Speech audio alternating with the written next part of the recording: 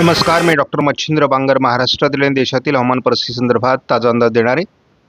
सुरुवातीलाच आपण काल मुख्यमंत्र्यांनी घेतलेल्या बैठकीमध्ये दुष्काळाचा सामना करण्यासाठी सज्ज राहा अशा प्रकारच्या सूचना मुख्यमंत्र्यांनी दिलेल्या आहेत. या बातमीकडे आपण लक्ष देऊयात. वाढत्या दुष्काळ आणि भीषण पाणी टंचाईच्या पार्श्वभूमीवर मुख्यमंत्री व मंत्रिमंडळाने प्रशासनाला दुष्काळाचा सामना करण्यासाठी सज्ज राहण्याच्या सूचना दिल्या आहेत. एल निनोचा प्रभाव आणि उन्हाळ्यातील तीव्र उष्णतेमुळे राज्यातील पाणी व चारा टंचाईचा धोका टळण्यासाठी ही बैठक बोलवण्यात आलेली होती. या बैठकीचे काही वैशिष्ट्य होते आणि यामध्ये संभाव्य पाणी टंचाईचा इशारा, त्यानंतर पाण्याचं नियोजन, जलसंधारण आणि स्थलांतर प्रतिबंध या काही गोष्टी या ठिकाणी महत्त्वाच्या होत्या. कारण कुठल्याही मॉडेलला हवामान प्रतिसाद देत नसल्याचं आपण या ठिकाणी बघतो. 2 सिस्टम बनण्याच्या मार्गावर आहेत, परंतु कुठलीही सिस्टम प्रभावीपणे बनत नाही आणि बंगालच्या उपसागराच्या किनारपट्टी भागात जरी वातावरण बनत असलं तेही प्रभावी बनत नाही आहे. काल अनेक मॉडेलने महाराष्ट्रामध्ये पावसाचा अंदाज दिला होता, परंतु समाधानकारक पाऊस कालही होऊ शकलेला नाही. आज देखील बऱ्याच मॉडेलने महाराष्ट्रात पावसाचा अंदाज दिलेला आहे. यात मुख्यत्वे करून कोकण, घाटमाथा आणि पश्चिम महाराष्ट्र, मध्य महाराष्ट्र, मराठवाड्याचा पूर्व भाग किंवा मराठवाड्याचा पश्चिमी भाग, दक्षिणी भाग यामध्ये समाविष्ट आहे. परंतु तसं वातावरण फार मॉडेल दाखवत आहेत, परंतु तसं बनत नाही. आपण बघतो की काल मान्सूनने फारशी प्रगती केलेली नाही. जवळपास 18, 19, 20 आणि 21 4 दिवस मान्सून एकाच ठिकाणी स्थिरावलेला आहे. मान्सूनची प्रगती होणं आवश्यक आहे. वाढलेली उष्णता आणि राजस्थानमध्ये तयार होत असलेले धुळीचे वादळं ही दुष्काळाची संकेत आहेत आणि एकूणच आपण बघतो की एल निनोचा कालावधी आहे. पावसाचं प्रमाण कमी असतं, सरासरीपेक्षा कमी पावसाचे अंदाज सर्व संस्थांनी दिलेले आहेत, आपणही दिलेला आहे. महाराष्ट्रामध्ये आपल्याला सरासरीच्या आजूबाजूचा पाऊस अपेक्षित आहे, परंतु मॉडेल मध्ये दिलेला अंदाज आणि प्रत्यक्षात येणारा अंदाज यामध्ये किती तफावत निर्माण होते हे मात्र बघावं लागणार आहे. त्यामुळे आपण एकूणच कमी पावसाच्या परिस्थितीमध्ये जास्त भांडवली गुंतवणूक न करता या वर्षीची शेती करायची आहे. पाणी आणि एकूणच चाऱ्याचं नियोजन करणं शेतकऱ्यांनी आवश्यक आहे. तीव्र उष्णतेची लाट उद्या देखील विदर्भ, पूर्व मध्य प्रदेश आणि पूर्व उत्तर प्रदेशमध्ये राहणार आहे.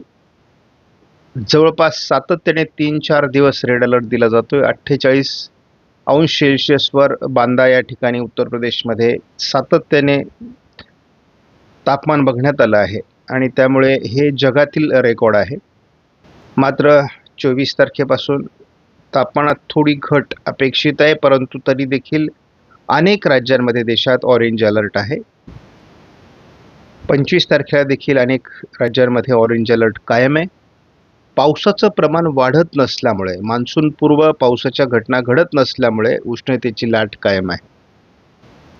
तुलनेत 26 तारखेपासून थोडी दक्षिणी राज्यांमध्ये आणि महाराष्ट्रामध्ये उष्णतेच्या लाटेचा प्रभाव थोडा कमी होणं अपेक्षित आहे. मान्सून पूर्व पावसाचा कालावधी आहे, परंतु समाधानकारक पाऊस भारतात कुठेही पडताना दिसत नाही. केवळ पश्चिम बंगालमध्ये काल थोडा पाऊस झाला आहे, पूर्व बिहारमध्ये आणि थोडा दक्षिणी राज्यात तुरळक पाऊस झाला आहे. महाराष्ट्रामध्ये पावसाची अपेक्षित नोंद काल झालेली नाही आणि ही गंभीर गोष्ट आहे. पुढील 4 आठवड्याचा अंदाज भारतीय हवामान खात्याकडून व्यक्त केला गेला आहे.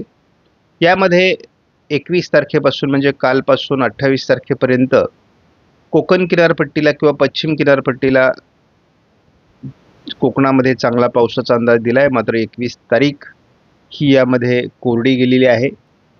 आपण बघतो की पुढे 28 पासून 4 जूनपर्यंत महाराष्ट्रात पावसाचे संकेत आहेत.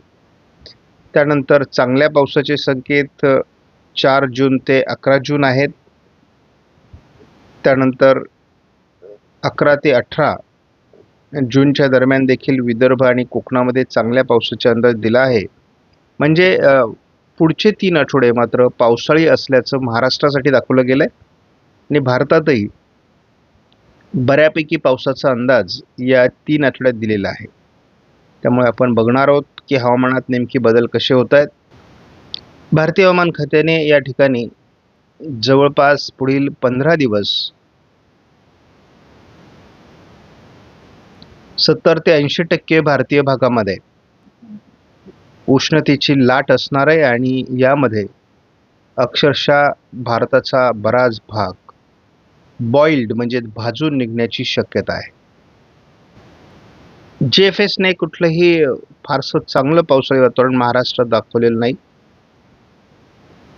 त्यामुळे 26 तारखेला थोडं कोकणामध्ये किरकोळ वातावरण दाखवलंय. थोडं दक्षिण मराठवाड्यात 28ला वातावरण दाखवले. दक्षिण कोकणात 29ला वातावरण दाखवलेलं आहे. परंतु म्हणजे 30-31ला थोडं वातावरण महाराष्ट्रात असलं तरी ते प्रभावी नाही. काल मॉडेलने पावसाचा अंदाज दिलेला असताना विशेष पावसाळी वातावरण महाराष्ट्रात तयार झालेलं नव्हतं. आज दक्षिण कोकण, पश्चिम महाराष्ट्र, मध्य महाराष्ट्रात पावसाचा अंदाज, थोडा मराठवाड्याच्याही दक्षिणी भागात पावसाचा अंदाज दिलेला आहे. 23 तारखेला देखील हे वातावरण बऱ्यापैकी असण्याची अपेक्षा मॉडेलने दाखवली आहे. ICMW मॉडेल आहे. 24 तारखेला पश्चिम महाराष्ट्र, दक्षिण कोकण, मध्य महाराष्ट्र थोडं वातावरणाची शक्यता आहे. 25 तारखेला मात्र हे वातावरण फारसं खास नाही आहे. फक्त कोकणात थोडं वातावरण दाखवलं जातं आहे. 26लाही अपेक्षित वातावरण नाही आहे, किरकोळ ढगाळ परिस्थिती आहे. 27ला देखील कमजोर वातावरण आहे. त्यामुळे अपेक्षित वातावरण जुळत नसल्यामुळे या ठिकाणी परिस्थिती समाधानकर पावसाची नाही आहे. आयकॉन मॉडेलने देखील आज मध्य महाराष्ट्र, पश्चिम महाराष्ट्र, दक्षिण कोकण पावसाचा अंदाज दिला आहे. उद्याही या भागात वातावरण आहे परंतु कमजोर आहे. 24ला ते अजून कमजोर होणार आहे. 25लाही पावसाचा प्रभाव फारसा दाखवण्यात आलेला नाही. 26ला पुन्हा ढगाळ वातावरण दाखवण्यात आलं आहे. 27लाही विशेष वातावरण महाराष्ट्रात नाही आणि 28लाही विशेष वातावरण दाखवलेलं नाही आहे. याचा अर्थ आयकॉन मॉडेलने आता राज्यात पावसाचा केवळ आज अंदाज दिला आहे, पुढे पावसाचा अंदाज नाकारला आहे आणि ही एक दृष्टीने गंभीर गोष्ट आहे. आपण आजची ICMW मॉडेलची परिस्थिती बघतो. नाशिक दक्षिणपासून अहिल्यानगर पश्चिम, पुणे, रायगड, रत्नागिरी आणि थोडं साताऱ्यापर्यंत पावसाळी वातावरण दाखवलं गेलं.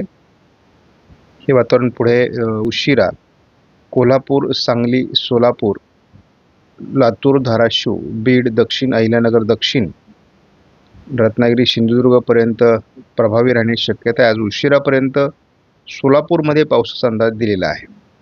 हा किती जुळतोय हे आपल्यासाठी महत्त्वाचं आहे, कारण ICMW मॉडेल हे आपल्याला तारणहार आहे यावर्षी. उद्या देखील पावसाचा अंदाज नाशिक, धुळ्यापासून घाटमाथ्यावर अगदी रत्नागिरी, सिंधुदुर्गपर्यंत दाखवला जातोय. यामध्ये अहिल्यानगर, छत्रपती संभाजीनगरचा पश्चिम भाग, बीड, लातूर, धाराशिव, सोलापूर, सांगली, कोल्हापूरपर्यंत, पुणे, सातारा, अहिल्यानगर हा सर्वच भाग यात समाविष्ट आहे. मॉडेल अंदाज देत आहेत, परंतु पाऊस जर पडणार नसेल तर या अंदाजाला त्या दृष्टीने आपल्याला बघितलं पाहिजे. आपण बघूयात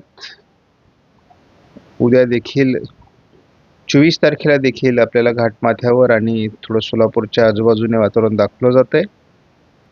25ला मात्र आपण सगळ्याच मॉडेलने थोडा कमी पावसाचा अंदाज दिलेला आहे. स्थानिक वातावरण थोडं मराठवाड्याच्या दक्षिणी भागात, बीड, लातूर, परभणी, जालन्याच्या बाजूने होऊ शकतं. 26लाही स्थानिक वातावरणाची शक्यता आहे. आज आणि उद्या पावसाळी परिस्थिती वाढेल असा अंदाज आहे आणि मान्सूनही पुढे सरकेल, कारण जोपर्यंत मान्सून पुढे सरकत नाही तोपर्यंत फारसं वातावरण बदलणार नाही. कुठलीही वादळी सिस्टम बनत नाही आहे, त्यामुळे केवळ मान्सूनचे वारे पुढे सरकून उपयोग होणार नाही. त्यामुळे यावर्षीचं पर्जन्यमान थोडं जुळताना दिसत नाही. साधारण 3 जूनपासून वातावरणात सकारात्मक बदल होतील अशी अपेक्षा आहे. व्हिडिओमधील माहिती आपणास महत्त्वपूर्ण वाटल्यास लाईक करा, शेअर करा, चॅनलला सबस्क्राईब करा. धन्यवाद. जय हिंद, जय महाराष्ट्र, जय बळीराजा.